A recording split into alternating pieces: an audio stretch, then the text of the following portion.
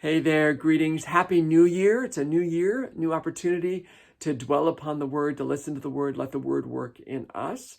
We were looking at the Beatitudes last year, and we're still there this year. We just came through the Blesseds, and we're to the continuation of Jesus speaking to the disciples and to the crowds that are there.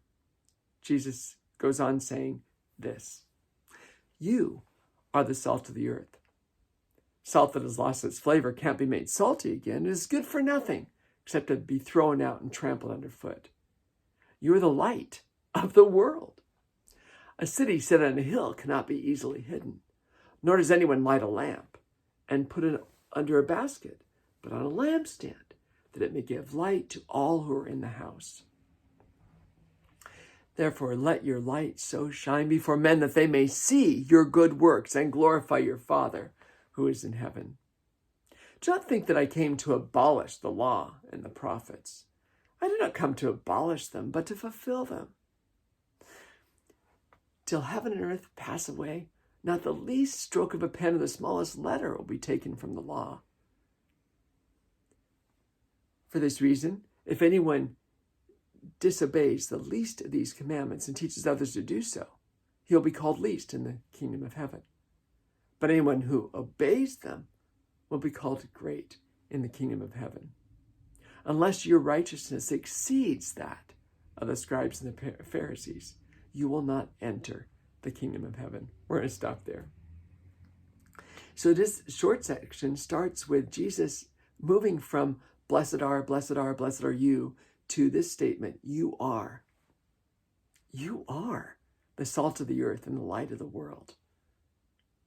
What impact might that have had on these disciples, these four disciples, the first four Jesus has called, to have him saying to them, you are the salt of the earth. You are the light of the world.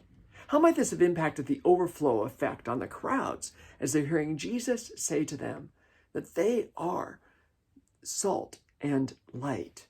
What might those two elements have meant to this crowd of people? Salt in that era could have been used for preservation, seasoning of food. In fact, it was very necessary to preserve meats with salt, right? They didn't have refrigeration like we do. So this could have been a really powerful thought to them, that they were salt. And they would have understood that salt that loses its flavor is good for nothing. I didn't know salt could lose its flavor. Can salt lose its flavor? What about light? What might they have thought that Jesus compared them to light? In the very beginning, God's first action was to speak, "Let there be light," and there was light when darkness had covered the deep. Light, the first act of creation. Jesus says these disciples are the light of the world. Light and salt are interesting because they don't make any noise, do they? You think about it. Salt is there and light is there. It's not production. It's not loud. And yet it speaks, Jesus says. Let your light so shine before men that they may see your good works. So good works then show forth light. Isn't that fascinating? As you ponder that, how do you see yourself as a person that brings preservation, as a person that brings light? And have you seen people that love Jesus, that shine with light? It's such an amazing thought. And then Jesus goes on to talk about the law and the prophets, right? I didn't come to abolish them, but to fulfill them. In fact, not one, the smallest letter or the least stroke of a pen will pass from the law until all is fulfilled, until God says, basically, right? I think that a lot of people over time have wanted to take away the law and the prophets, and they've failed every time, haven't they? Isn't that fascinating? Voltaire was the great famous one, right? He said when he got his first printing press, I think along that time, that the printing press would be, this is the mighty advent. The Bible would not be at all in the world by the time, 50 years after his death, right?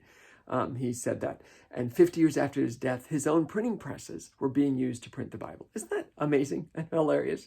People have said the law and the prophets, these scriptures are going to be gone, but they've not been gone. it's not happened. Probably won't happen. Jesus says something interesting about unless your righteousness surpasses that of the scribes and Pharisees. So what we learn about how do they do righteousness? How do they live their following of God? How do they live it out? What did it look like in their lives? And what is Jesus calling the disciples to? As you ponder all these things that Jesus said, do you learn anything more about him? Who he is, who he claims to be in your life, in my life? Well, friends, may you take Jesus' command to heart and let your light so shine before men that they may see your good works and glorify God, the Father, who is in heaven. May your life continue to shine. Blessings on you this day, this new week in a new year. May the fullness, the blessing, the beauty of God flow upon you, work in you, and grant you life and abundance. Hey, thanks for listening.